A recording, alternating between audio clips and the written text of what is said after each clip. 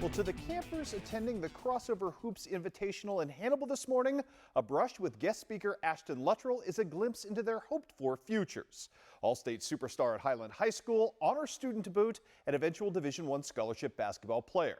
But beyond that shimmering surface, there was a far more resonant lesson in personal resolve playing out before the young women, hoping to follow Ashton's example today. It would be nice to be able to play, like I used to and pain-free and all that, but, it makes me appreciate more what other people have had to do and just appreciate the game more, I think, just because of, the struggle to be able to just step on the court every day.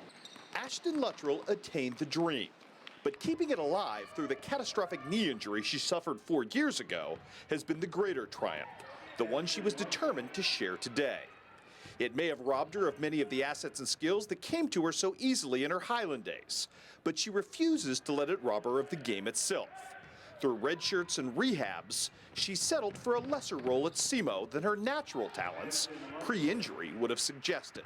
But she's on the court, playing the game she loves, and doing so even while soldiering through constant pain. Adrenaline is a beautiful thing, I tell people, so I've gotten more used to it and just doing a lot of things to try to, prevent it, but also just manage it. There were times, I'm sure everybody goes through this, but I was like, I don't think I'll ever step on the court again. I don't think I'll ever have that adrenaline rush or, anything like that. And so just to every game, I check in or whatever, I just try to remember that, hey, this is your dream, and like think of what you've had to do to get here, and just, remember that, it's hard, the daily grind. You can kind of forget why you play the game sometimes because it is pretty difficult, but at the same time, like, this is why you do it. Yeah, having Ashton here is really great for the girls. I think it shows them that, coming from a small town, you can still make it and play at a high level. And, going through the knee injury that she went through and everything, that's a great story for them to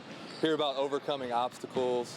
The doctor's appointments and surgeries and everything, I can't imagine what my life would really be like without it. And so, do I go around, thanking God that it happened? No, but, there's not bitterness, there's not, anger. It's just, this happened for a reason, and, I can begin to see that now that it's, almost 4 years since it's happened. Right now, I'm planning on getting my master's degree, and because of redshirting, I still have 2 years of eligibility. So if my knee will hold up, then I plan on, taking advantage of those 2 years. But I have a degree in agriculture, I have an internship this summer, and so just trying to figure out that next step and, maybe try to impact kids' lives, from the coaching aspect of it. We'll see where that leads, but